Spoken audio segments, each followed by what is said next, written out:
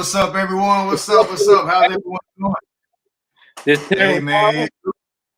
What's up? It's your boy Siege right here. Man, we are super excited to have a very special guest tonight. Man, I'm really looking forward to seeing him dive into his life, faith, family, and art right here. EG, baby, we'll be right back after this. Make sure y'all share, get your people involved. Tell them we starting up in about 10 seconds. One time, here we go.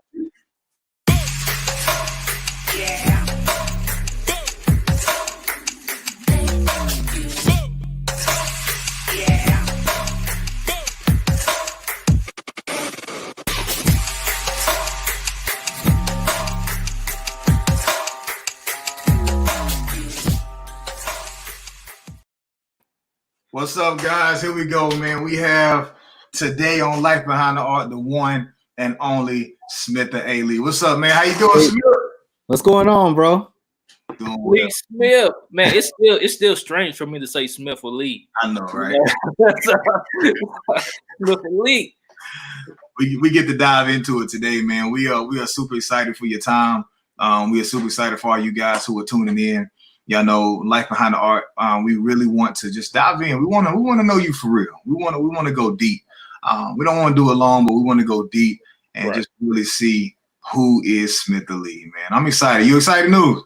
Man, I'm super excited, man. It's all about the process. A lot of times people only see our highlight reels, but do not realize the story, the process that it took to get to the point that we are now. So, man, I'm so excited to dive into your story, your testimony, man, everything that you had to endure and overcome to become SmithALee, the legend. So make sure everybody, make sure you comment, make sure you share this video. This is episode 2 of Life Behind the Art featuring SmithALee. So we're going to start up real quick. So Lee, first, who is SmithALee? So basically, I'm a person that creates dope art that creates and births results. That's who I am. Okay. That's what I live by, and that's literally what our brand, the family, is really involved into. Okay. Like we said, that you give dope results, and I can attest to that on everything you do, man. And that kind of leads me to this. Define, okay, because this can be broad. You know, a lot of people say a lot of different ways, but define creativity. And then I have a second part of that question, though. Okay. What is SmithALee's definition of creativity? And then, or do you think people are born with it? Or is it something you practice? Okay. Do I think people are born with it? Mm-hmm. I think, I honestly think that every single person is born with some type of creativity.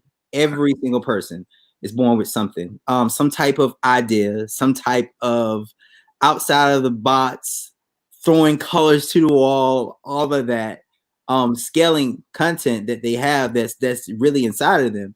And oftentimes, you know, through trials and tribulations, that art itself, the creativity, it morphs and forms into different things. So what I feel is that your life is basically your creativity. So as you are growing from faith to faith, as you are growing from glory to glory to the different levels from there, that creativity is evolving because your art is only an extension of who you are.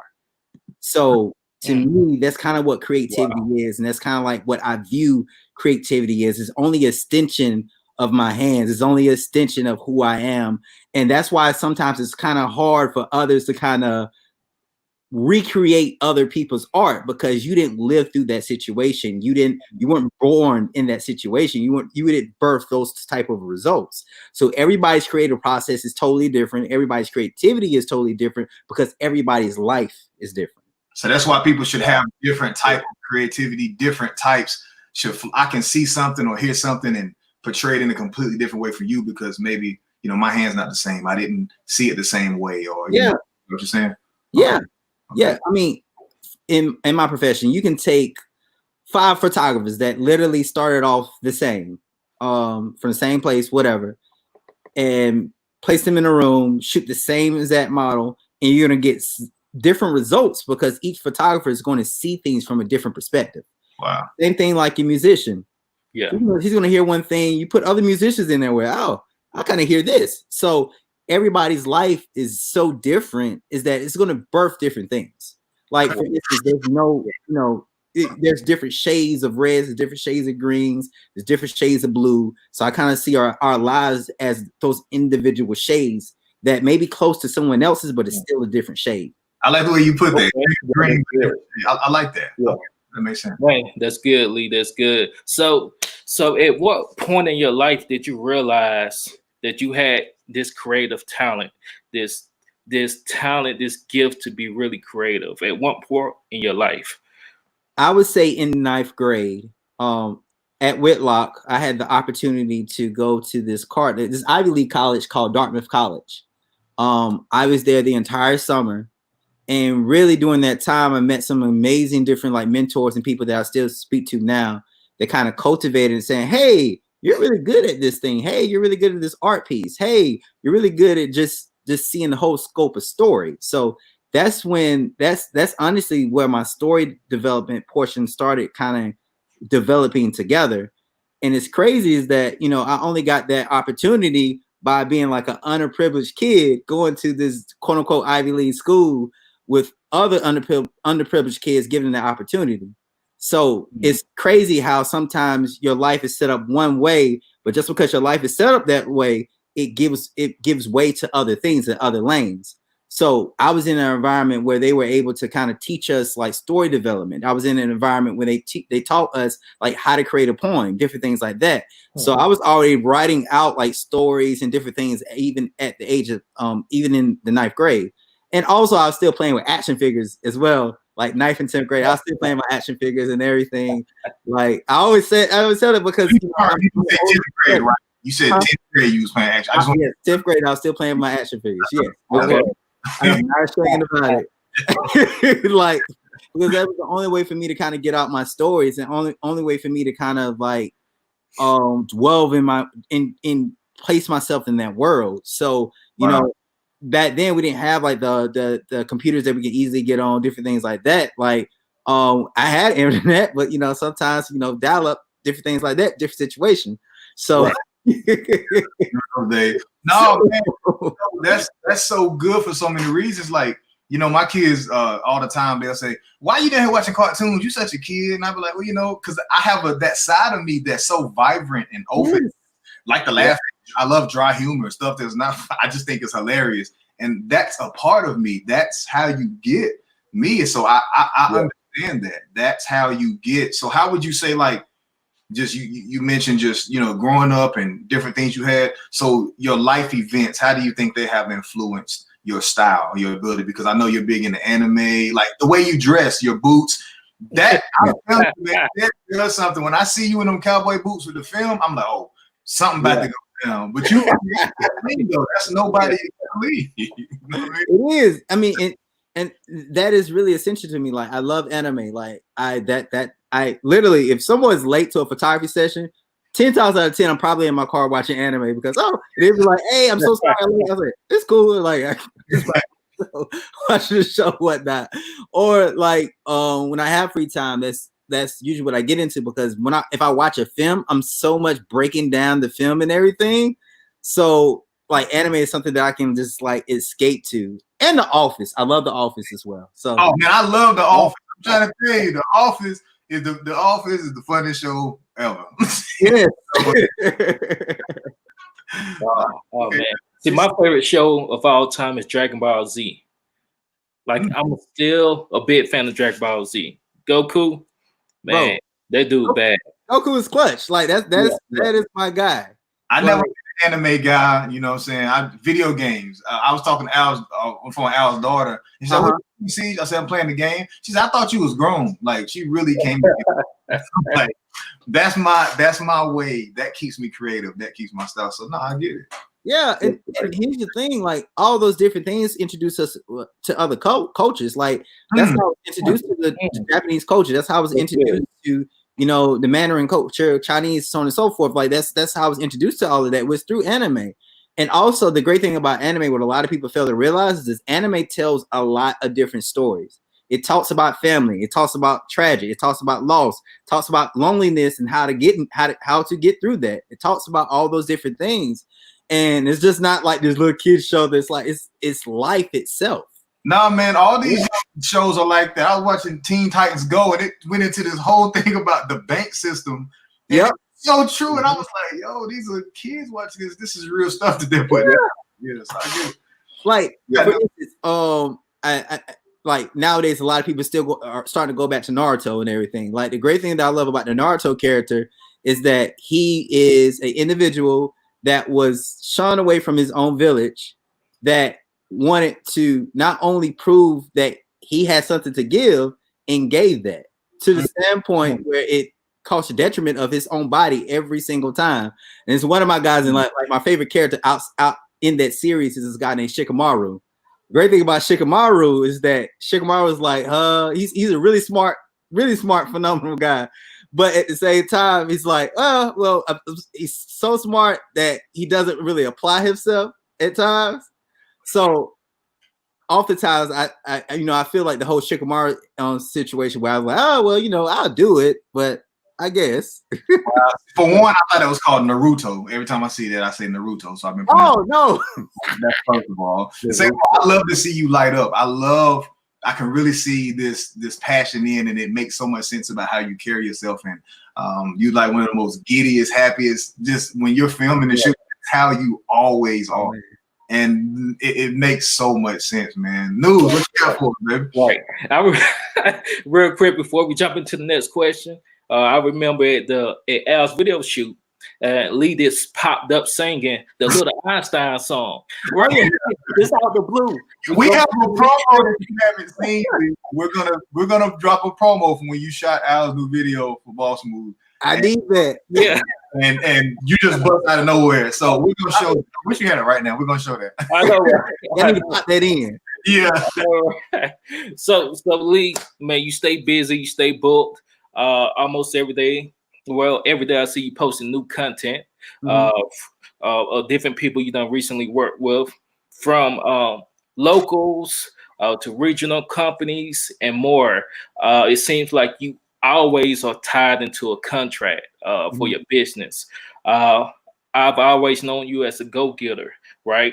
And so, of course, anyone with an entrepreneurial mindset and been in business for a while know the ups are not always there. We're going to experience some downs, some moments in which we got to regroup, re-strategize, and just make a new plan to reach our new goals. And so I just would like to hear, what was one of your biggest mistakes, career mistakes that you made, and what was the lesson that you learned from it? I would say one of my biggest mistakes in career-wise is when I was dating. I got too entangled, business-wise, with someone that we weren't going to the place of marriage. And what happened is that at that time, I don't know if y'all remember when I had like the dance studio and everything. Yeah. So with the kids and all that stuff. So that individual had to split and go a different way. We split up. And in turns, I lost the female at that time to kind of help keep the dance studio going. So I had to stop and everything. And it hurt a lot of the kids. And I knew from right there, I was like, well, I got to be careful about bringing in business and relationships together before it's actually a marriage and locked in. That's something that I preach to even a lot of my mentees now. And a lot of people that I mentor is that, hey, I know, y'all in love, you're doing stuff together, but make sure that y'all keep your businesses and stuff separate for at the time, because you never know that something can happen. You can split away, and then in terms, that business itself, it splits away. So I learned that the hard way, and that's one thing that I try to teach people, to be mindful of that. But hey, if you're married, then I see, once I got married, my business itself amplified by tenfold. And I often tell people that like marriage itself, especially when you're with the right partner, it amplifies everything and it amplifies the business. So being mindful of that, that's one of the things that was my biggest downfall in business. I learned from that, and also in that, I was selfish, so I didn't really delegate as much as I do now. I didn't depend on other individuals to get things now. When I was in some of my weaknesses, and that's the reason why we ended up splitting away, because I would tell her to do things, but I ended up actually doing those things like, yo, what are you doing? So some of that stuff felt on me as the individual, where I should have been more of a delegation manner. So, and that in turn caused the business to separate. So you have to be mindful of, being okay, being weak, being vulnerable, and being in business where you can actually grow with other individuals. Because if you're not at that vulnerable state, those other individuals that you are leading are going to see that weakness. And if you are vulnerable with them, they're not going to be vulnerable with you. That's right. That's right. That's so real. And with that said, with those vulnerabilities and having to understand the people around you, because then you have such a responsibility. And then even bigger, your name is literally your brand. I mean, when you're like SmithALee, then you say we.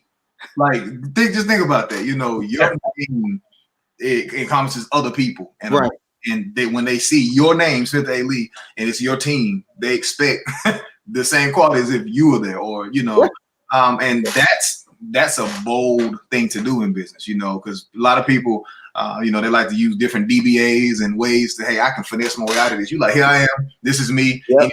Who rock on me, you're gonna get the same experience, and that's bold. But one thing I've noticed, the people that work with you, your team, they all have this. It's like Chick-fil-A. They all have this same. Yep.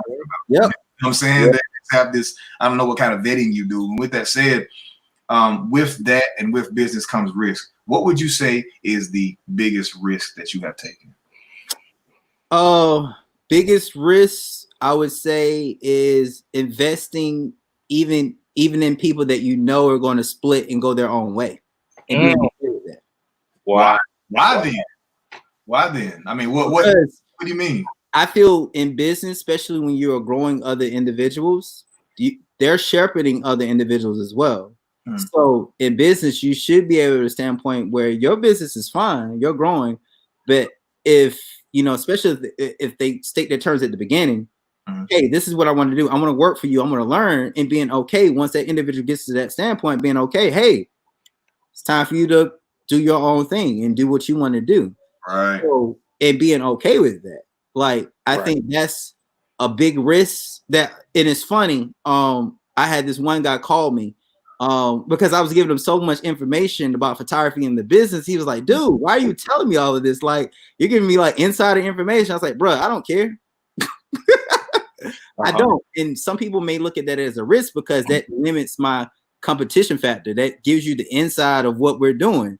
I'm an open book. I'm gonna tell you, it's fine. God got me. I ain't worried about it. The team itself, they got me. I'm not worried about it. So, in essence, when I'm bringing on individuals, when I'm bringing on interns, those interns, they may be there for a little amount of time, still invested in them, birthing them so they can go out. And those who want to stay with us, the long course and the long road, we gonna ride, we gonna elevate together every single time. But I also have seen those other individuals that have came in for a season and broken off. They're doing really good. Right. Every single one of them. Not one is failing. Not one. Wow, that's powerful, man. Because that's one great quality of a good leader, knowing when to let go of employees for them to flourish. Right. Yeah. A lot of time, leaders, CEOs, presidents of organizations can become real selfish. Oh, this is my top salesperson. I know they have a vision to go succeed by themselves, but I would not let them go. I refuse to. Right. Yeah. And that's how a lot of CEOs and leaders think. But not knowing if you give someone a chance to flourish, that you done trained up, they could be one of your biggest advocates, right? They could be one of your biggest word of mouth that helps your business grow still.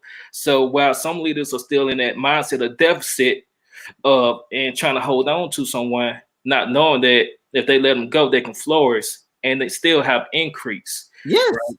And so like people now, even with artists and all that, we see that a lot. People are so afraid to shine, like you're gonna dim your light by shining on someone else, someone else. Like it always got to be about me, just about you all the time.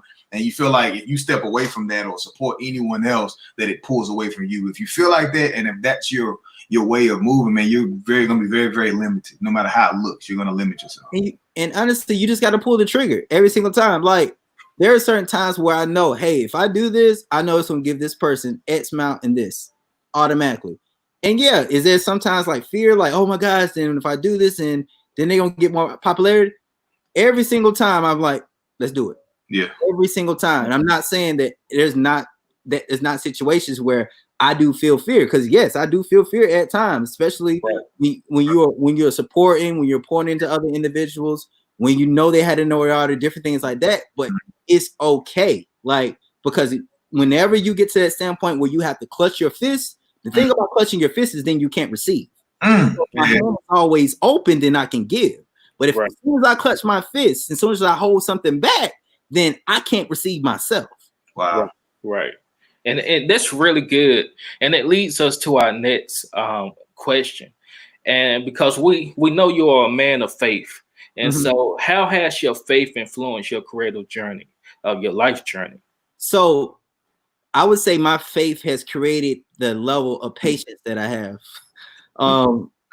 I think that's the one thing. It was funny. I was talking to one of my actors. He said, man, if you pass away, we could just put one word on your doggone tombstone. It's patience. So like long suffering, patience, the qualities of the fruit of the spirit, those things right there kind of like have created me as the individual that I am, because like I'm not quick to anger. Now, even when I see that, even when the anger can fester up, I have enough control that it can easily go back down before anyone knows, because like that foundation component that I learned through Christ, that suffering component, that patience component, that component of loving thy neighbor is important. Like a lot of people fail to realize when it comes to the faith, and I stay tuned in my faith. I'm there.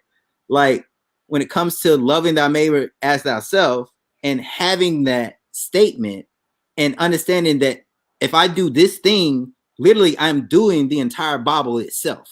Man, only by following this commandment. Everybody check their feet. Everybody watching, check your feet, because I know your toes. No,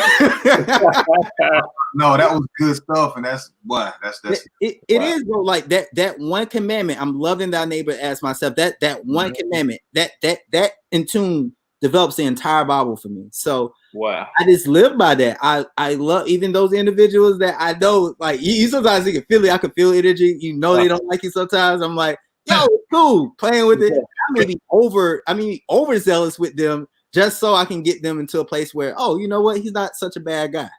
All right, man. Listen, no, you preaching, and that we know who's gonna have he's gonna get on here and preach for us. That's good stuff. But we don't see this a lot. We don't really hear your inner workings, if you will, a lot. I want to do something real fast. Man, you be giving us some. We don't have many questions left. Guys, thank you all for tuning in this long. We're gonna keep going, man. This is gonna get really good. But before, there's some people who may be on here saying, who is this SmithALee? Y'all doing all this, talking about all this. What are you working with? So just for a few moments, let us just show you, man, some of the work that the GOAT, we call him the GOAT, greatest of all time on the count. Baby. Play off some of this SmithALee right here. 3, 2, and Dad must be drinking. Forgot to pick me up again.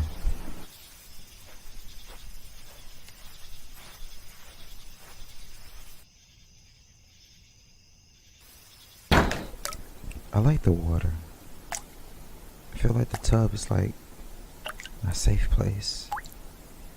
Place where I can just get away.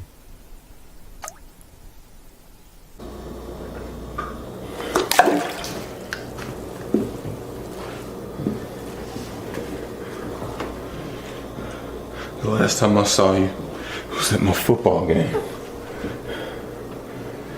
I told you to wait by my car when I went to the locker room to go get the rest of my clothes. I came out, you were gone. A week went by, nothing. Just nothing. Show me what you got. Ken. No. You gonna kill me? Nah.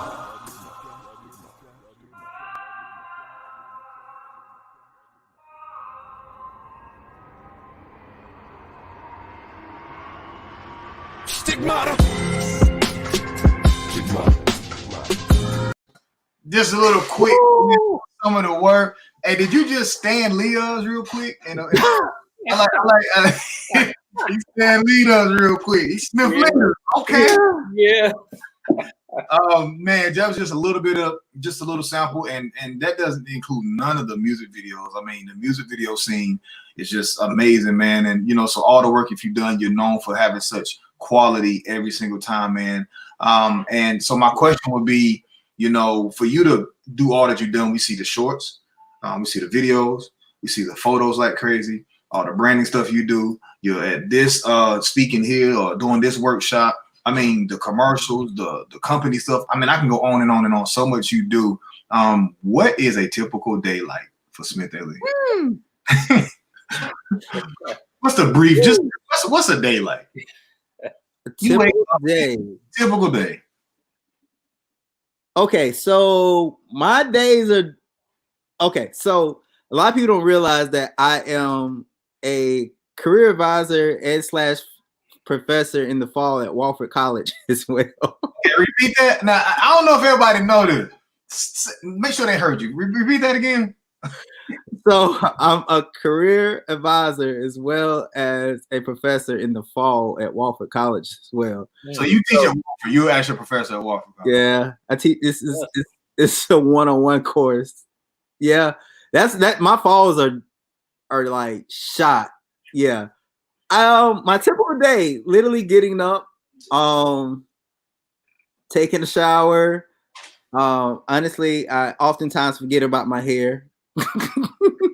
But going to work at Wofford, from Wofford, getting off in there, then going to the studio, working there, then from the studio going to the house, chilling, eating with the fam, playing with Sadie. Then after that, going back to work till probably around 1 a.m., 2 a.m., go to sleep and do it again. Wow. That's typically what a work day is. Not a weekend, but probably could start around like 6 a.m., getting stuff together for a wedding, then, going through the trials and tribulations of that. Or, if it's a portrait day or a video day, prepping, going through that, making sure my shot list and everything, still getting up at 6 a.m., probably still won't go to bed because people don't fail to realize, like, I shoot in RAW when it comes to video. So once I get home, there's no like just uploading footage. Like I got to debear the footage. Deburying means I have to take the raw Kodak and make it an actual video format. So on top of all the times that I shot, I'm sitting beside my computer just waiting, making sure the clock goes through and deburying all my footage as well, so I can edit and make sure, see what I got for the day or the dailies. So typically, a work day for me is around between 12, 15-hour days. Wow. So most people like it's Monday, Tuesday, Thursday. You like it's day or shoot day or your day. Okay, news. 7 days a week. Yeah. And we know what everything that you do, man, is you have to create balance, especially with you being a husband, a father, a business owner, and a career advisor, right? And so how do you go about making sure that you create balance and being consistent with it at the same time, So here's the thing. I feel as if the same thing when it comes to multitasking tasks. I feel like there's no such thing as perfect balance. Mm-hmm. Same thing like the Force itself. That's one thing I love about Star Wars is that you have the dark side and the light side. But some of the best Jedi are the gray Jedi, the ones that have some format of the Force and the light side, where they're able to understand both sides of the component. Right. You're gonna fluctuate either in the light or dark in scenario in Star Wars. Same thing with this. Sometimes in some seasons, there's gonna be an 80%, and where I have to talk to my wife, there's gonna be an 80% time where I literally just have to grind out, and family is more 20. Then in some seasons, family is gonna be more of a 60%. And I have to tell my clients like, hey, I'm working on this. I'm gonna have it to you by this day.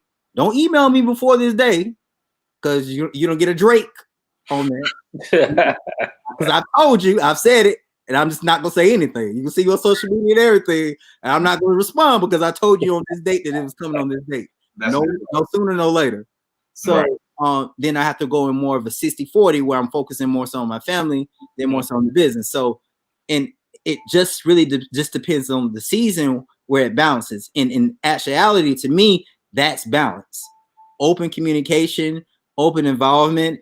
Those who are close to me understanding that, hey, you know, talk to my mom. Hey, I haven't been over there in a month, but I'm coming. Like having open dialogue. Same thing with, you know, my brothers and sisters. They like my sister Ashley. She's really good at like following us. Like, hey, are you gonna be open on this date? She'll get to me before she even talk to either of my other brothers and sisters. Make sure I have that date, so I can block off that date, so I can make sure that I'm there for my niece and nephew's birthday. So, it's just different things like that, and making sure that you have those times. And it's also sometimes those times where, hey, I may not be able to be there for the birthday, but I'm going to send something, or my wife is going to go, because there's some seasons that I'm gone, I'm out, I'm doing things, I'm filming, and that's myself is still balanced. Well, man, no, that's good. And you seem to be very intentional about it. And that's something I had to learn as well. If my wife could hear me, she's probably down there just. That's a blessing, man. To have a supportive spouse, or supportive significant other that understands those different seasons that you got to operate in. Yeah. I mean, that is such a blessing, bro. Listen. I would tell this out to any individual that's planning on dating and creative. We are the hardest people to date. Yep. Any creative is the hardest person to date, because there's a lot of sacrifice that goes into it. We survive stuff until later in life, but we're laying the ground. We're tolling the ground now. So you have to have a spouse that understands that. You have to have a spouse that's able to work with you in that season, because it's going to be, it's tolling season, it's working seasons, it's eating season. So like who you marry, that does matter, because if you marry the wrong person, then you know. SmithALee, what's your cash app, bro? What's your cash app name? You say I should what? What's your cash app name? My cash app name. What is it? Oh, SmithALee. SmithALee. Okay. Because I mean, you know, when people, you know, they like to, make sure. There you go. Hey, look, the offering is open, baby. Don't. Right. Offering is open. Not with y'all. So look, real quick. We're gonna we down to the final four, y'all. 4 more questions quickly. Last few are gonna be just fun questions, real quick. But I want to get in your business one more time. You mentioned family, you mentioned your wifey, man. I work with her. She's absolutely amazing. I stop by her room all the time, walk by at the school. I'm stopping by. What's up? That's my girl. How'd you meet your wife, man? Ooh, how I met Ariel. All right.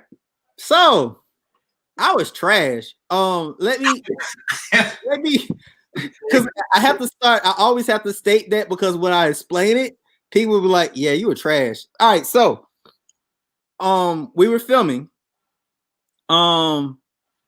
There were times where when we was filming the first her mom's wedding, Miss Pamela's wedding. Where Miss Pamela has always been trying to get me and Ariel to kind of work together. This is when, you know, because she knew my studio got disbanded. Then I worked together. I got my girls back together and all that stuff. We started the studio again. So you doing her mom's wedding? Is that what you said?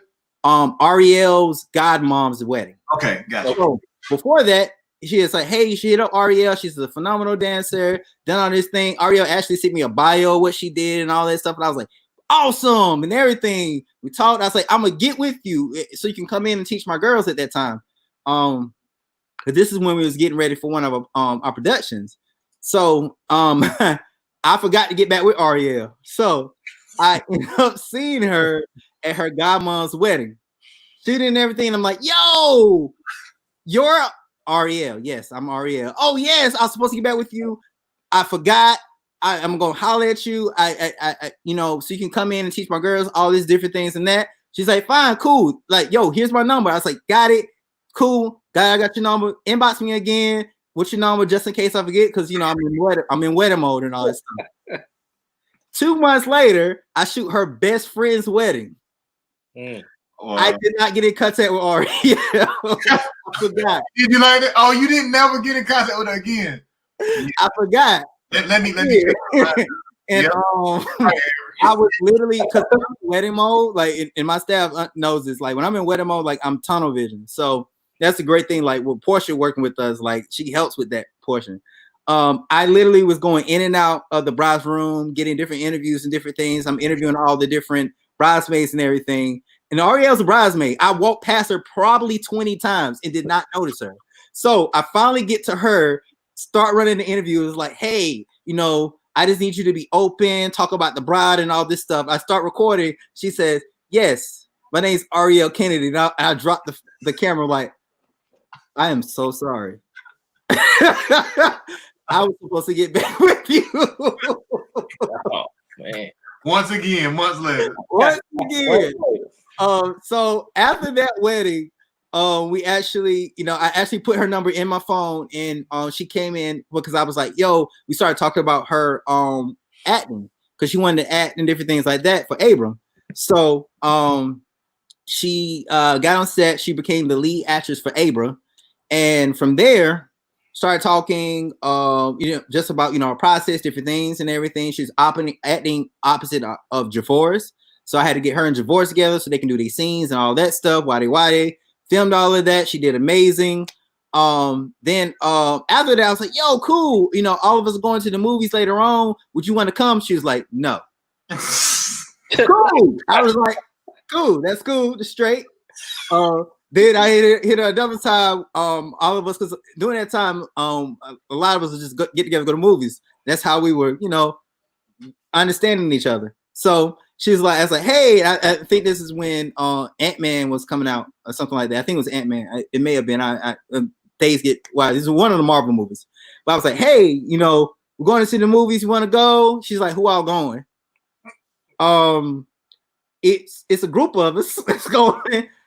She's nah, I'll pass. That's fine. I said, cool. I was like, all right, cool. So later on, we start and later on we started conversing and talking and everything. And we got on the subject. During that time, it was what was the film? She was doing Mary Poppins. And she was like, hey, you know, I'm doing this play, doing this production. I would love for you to go out. I was like, hey, I can't because play is different, you know. I'm in wedding season, you know, and then this is getting close to like November. I'm like, hey, I'm in wedding season, different things like that. But you know, we can go I can pick you up and we can grab something to eat, you know, because I just got done editing and, you know, I'm just looking for conversations. I'm bored. So we went to Waffle House. And what's crazy, do y'all remember those vans? Like the old vans that got the seats in the back? Yeah. My dad used to have one. Oh, yeah. Yeah. So for that entire year, that was my car. I remember that. Yeah. It's a really big conversion van with the spare tire in the back, TV with a couch in the back. That was the whole van. So tell me that I knew that she did not want me for anything because she got in the van. She was happy to get in the van. And our first date was at Waffle House. She said, "Kidnap me."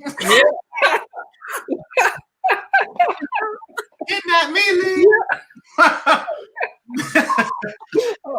You know, the person in history to pull somebody with a kidnapper van. Okay. So after that, we started dating and everything. Not after that, we just started conversation because she was still talking to this guy. Then she's also talking to this musician. She low key, you know, being from New York and all that stuff. This musician and the guy before that, when she was talking, I think it was like Beyonce, Solange. So it's funny. She used to date, you know, that portrait of Solange where she's in white and everything. I'm gonna say, yeah, but I don't. But I just don't believe. So she used to date that photographer. So it's funny. She went in that relationship to date another artist. So she like, I'm like the third artist person that she's dating after that jazz person. I think that jazz person, he used to play sometimes like with Prince and different things like that. So we're dating, and she's like, oh, okay, here we're talking. I'm conversing, talking to her, you know, about her relationship. And I'm not even trying to hit on her or anything. We're just like conversing, like friend to friend. Then from there, you know, he did something like he didn't call, and was like different stuff like that. It was something, and I don't want to lie, but it's something like that. Then, you know, I kind of slide in, and from there, I went from a friend to, you know, then, you know, actually being more than a friend. So wow. Talking for those 3 months. I knew in December Ariel did something phenomenal. She asked for my key to our apartment, and she's like, "Hey, can I have the key?" And I'm not thinking. I'm like, "Oh yeah, the studio's there. Maybe she want to bring some food by." Because at that time it was me, Javorce, and Brian. It was like three males living there, and we never had food in the refrigerator. The best place was a mess. All this thing, man. Huh? East side, right? Yeah, I mean east side. Yes, yeah. Townhomes. That's where I was staying. So, fun fact: we did our first ever Bars Academy photo shoot in that house. In that house, yeah. Ceiling on top of it. You didn't even have high ceilings. That's the Lord for high ceilings now. So y'all keep talking about the kitchen. right in the kitchen. And what's crazy? So she asked for the keys and everything, and then she literally cleaned up the entire house. Wow, the entire house, bro. She had our tub looking pure white. Wow. Me, Brian, and Javorce called me and was like, "Bro, you need to come home." I'm like, "Bro, I need to come home." I mean, you my mom? What you mean? I need to come home. What you talking about? So it's not, bro. No, like Ariel, like, man, you just come home. I said, "Oh man, something happened. Man, just come on." All right, cool. So I went and came in the house. I opened the door and it's in the freshness just hit me like boom. I'm like, whoa. They Lysol. Divorce clean, and Brian clean. I was like, nah, they definitely did clean. Aria comes out. Oh man, I wasn't finished. Like she literally was in like the green, the yellow gloves and everything, cleaning and all this stuff. Wow. And bro, our tub was so white. I never knew it could get that white. When we moved in, I thought it was like a certain color, and it was supposed to be that color. You know what? What? I got a long. It was like a beige. Our bathtub was a beige color. I thought it was supposed to be beige, bro. Divorce and Brian, we all thought it was supposed to be beige. Right. Listen, man, that is so wow. Right. That's when you knew that was your wife right there. That was my wife right there. So literally, we dated for 3 months. I proposed to her a day before I proposed to her a day before my birthday, or 2 days before my birthday. Proposed to her. Then we got married legally 3 months after that. Wow. So we only dated for what, 6 months? Well, yeah, 6 months before we got married. Wow. Awesome. 9 months before we got married. Yeah. You did before we got married. Then it's been great ever since then. Wow, man, you played her twice, didn't talk to her for more. You up in the kidnapper van and went to Waffle House, which is also kidnappish. That's real kidnappy to take somebody and you got her, man, and she cleaned up for you. That's a heck of a story. Thank you for sharing that, man. So this is what we're gonna do, okay? We're finishing up. We're gonna do last 3 questions, and they're speed questions. Okay. The first one, News got you. You can only answer this in 1 sentence. Right. News, you ready? Yeah, we're ready. All right, let's get it. So, Lee, if you and I were to trade places, what should I know about you? I don't eat most days. That would be good. I'd be mad though, but like, you know, I'm really bad about that. Like, really bad. Like my staff, especially Portia, Raquel, and Kendall, he'd be mad. Like, yeah, he'd be mad. Like Kendall be legit mad. As long as I feed him, he's straight. But like Portia, it's funny. Sometimes Portia, Raquel, and Dougie and Africana and them start to get to it. I think, matter of fact, all of them, Janetta, all of them, they starting to ride sometimes in their own car. It's like, well, if I need to leave, I can leave and go grab me something to eat because Lee ain't gonna feed me. Force you guys to eat. Portia said something? Yeah, she said. Yeah. She literally has to bring me food to eat because I won't eat. All right. This question right here, final 2.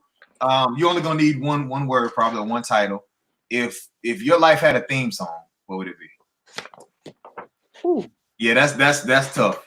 Yeah. A theme song. Ooh. That's tough. Oh, okay. So what's crazy, and it's my ringtone. Anytime anybody's with me, they always hear this ringtone. It's Kendrick Lamar's "We Gonna Be All Right." Word. That's a good choice. Okay, word. I like it. And last question, guys, right here with SmithALee. This has been great, by the way. This has been absolutely phenomenal. 1 sentence, News. What you got for him? So, Lee, If you knew that you only had one last opportunity to express yourself creatively, what would be your last message to the world? Love. You said love? Yeah, to love. Wow. To love. And that, like the word tells us, that everything else can hang on that. Right. You get so much more about just hanging on that, man. Listen, man, that has been absolutely phenomenal, man. We thought we knew Lee, and now we know life behind the art, man. Just continue to do everything you're doing, man. You know how we feel about you, man. Like I go to bat for you, brother. You know, you my bro for real. What you're doing, man. I remember the Lee from, everybody knows SmithALee and and the film and all that. And that's great. I remember the dancing, miming Lee. That's when I was rapping. I used to wear the big hats all the time, and I was real skinny, and my neck was all skinny. And me and you used to be the football gloves with the mask. And I'm no lie, y'all. Lee is still to this day he's in my top 3 all-time mamas. I'm not just saying that. The boy was like he was the king when it came to that, man, around here. So see what you've grown and what you're doing now, and now your family, you handle business, and the way you handle people, man. The way you treat others in your relationships with them is your biggest asset, man. That's your biggest plus, man. So kudos to you. Peculiar praise ship, people. Peculiar praise ship. And Lee had 3 mixtapes, y'all. Yeah. Sit on the mic. 3 complete mixtapes. Yeah. I feel it. There's a couple of things from high school that I feel like one day it's gonna pop up, like people holding on, like to go to TMZ. I ain't forgot what y'all had. Sock full of rocks, baby. Pocket full of rocks. Pocket full of rocks. I still have that video too. Oh, pocket. Right. You gotta, hey, y'all be looking out for Pocket Full of Rocks, because he's gonna drop that soon. Real know about that. Hey, man, we love you, man. Thank you guys for all y'all time. Y'all please go share it. Continue to share this, man. Let's let people really see this. We're gonna continue this next week. We have special guests, man. We're going to. Can I tell them? Can I say it now? Go ahead. That's how they doing TV shows. Next week we're going to have Tuesday at 7 p.m. We're going to have the ladies of Elephant Group. So we're going to have our wives on here. 3 women. You're going to hear perspectives. I don't know what y'all going to hear, but I'm pretty sure it's going to be pretty interesting. So the ladies of Elephant Group next week, Tuesday at 7 p.m. Y'all don't want to miss this. Hey, shoot us some comments. Who should we get? Find us some guests, man. Y'all help us out. We need y'all help. Lee, thank you, brother. We love you, man. Keep doing what you do. Get some rest. Can you please eat? He was eating cereal before we started. Look. Yeah, man. They should get you some food. News, anything, brother? Bro, keep the TikTok videos coming with Sadie, man. Yeah. Beautiful. Like, it's like people don't realize, man. So I'm struggling with TikTok because I feel like the stuff I really put a lot of thought into, it doesn't get views, but the stuff I do dumb stuff on, it gets a lot of views. I have this creativity struggle with me with it right now. It's like if I do the dumbest thing, like this one video got like 30,000 views. I'm like, this is stupid. I didn't do anything but the one, like the Family Matters. Yeah, my brother. Family Matters, when we literally spent 3 hours making that TikTok, and it only got like 300 views on TikTok. So I was like, I don't know, man. I'm salty right now with TikTok right now. I got a love and hate relationship because maybe it's just the younger fan base and they don't appreciate things that I appreciate. Right. So I just have to relearn. And I'm gonna tell you a secret. Sadie is the star, bro. It's never been about you. Sadie, it's about Sadie. Yeah. You know what? That not even maybe. I think that is true. No, I'm telling you that's why I watch it. And she right here. She been asleep the whole time. Oh my God, she waiting for her time to shine. See, right. I just be wanting to see her. You don't be having no shape up in there, and I don't want to see you. I don't want to see her. Hey man, y'all gonna support my brother, man. Sow him a seed right here. He done preached to y'all. He done gave y'all secrets and all that, man. Sadie, good night, sweetie. Thank you, SmithALee, Elephant Group. Next week, Tuesday, 7 p.m. right here. We see y'all. Much love, man. Y'all take it easy. Yeah.